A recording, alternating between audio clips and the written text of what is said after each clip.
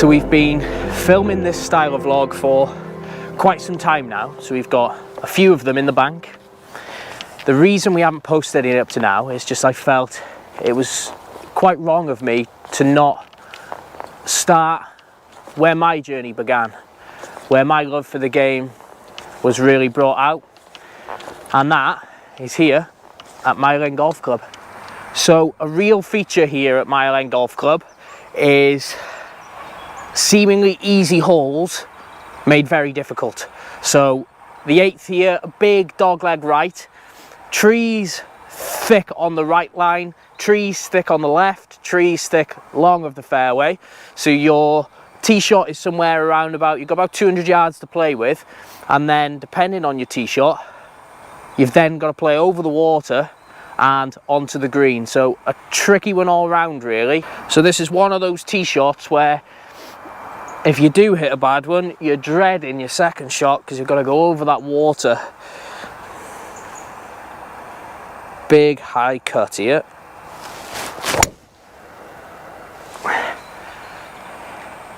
Bit difficult into the sun, but it's exactly as promised. A big high cut should leave me somewhere around 100 yards into this green. Right, so as we mentioned on the tee, I've hit a big high cut there, so probably no better shot really to hit, but still probably about 80 yards over the water, bunker left, water right. Don't have to put the fear in you. Should be a simple hole. So we're going to hit 54. Let's hope it pans out.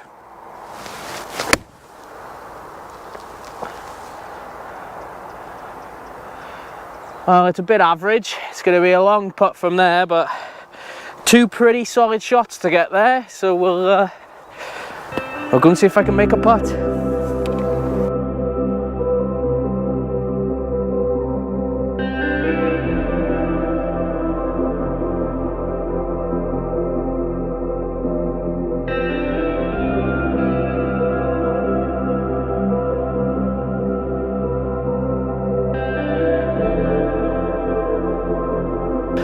So in these course vlogs, you'll usually find us talking about the history of the club, the breathtaking scenery, and quite a lot of the time, some of the big name players who've played there before us.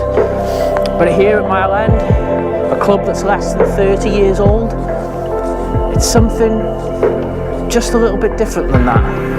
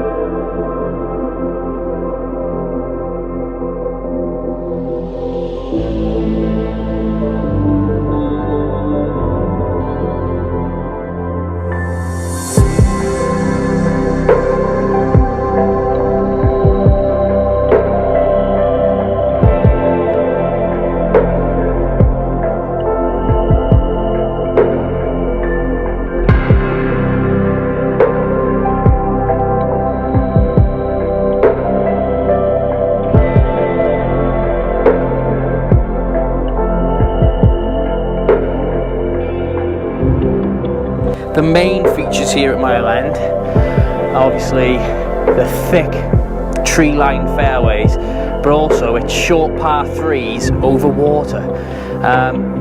They don't have to fill you with a bit of dread, you know. I've seen some of the better players that I know of putting away their £3, £4 Pro V1s, getting out their old scrappers out the bag ready for this hole. It's hole 17. It is stroke to index 14, 150 yards long, over water. The wind can blow here, so you can hit as little as a pitching wedge or as much as a 6-iron. Let's see if I've got it in me today, shall we? So today, not so much wind around, so I'm gonna give it an 8, which should go the yardage down the hill. But as I've already mentioned, that water looming in front of the green, don't have to fill you with some dread.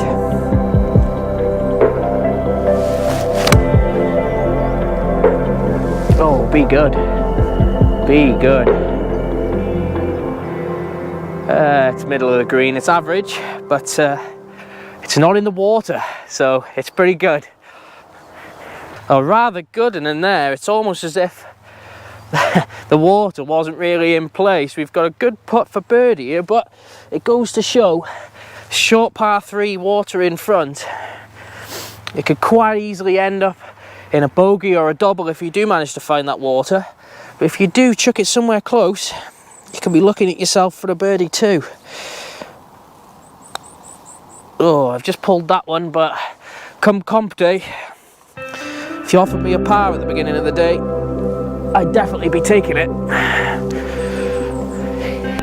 Mile End Golf Club is the first place that I think about when I think about the game of golf. It's the place that hooked me, that coached me, and that gave young Shay just a little bit of structure in his life. It became my friend, became my foe, also became my agony aunt. When I think of places where I wanted to visit, this is probably the only place that I wanted to visit at a time where I couldn't face anywhere else. You were the friend that I needed when I felt that I had none.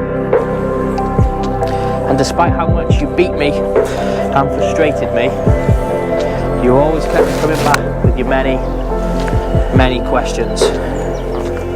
You've inspired me to do more, travel more, meet new people, and all in all, just to share my story. And for that, thank you.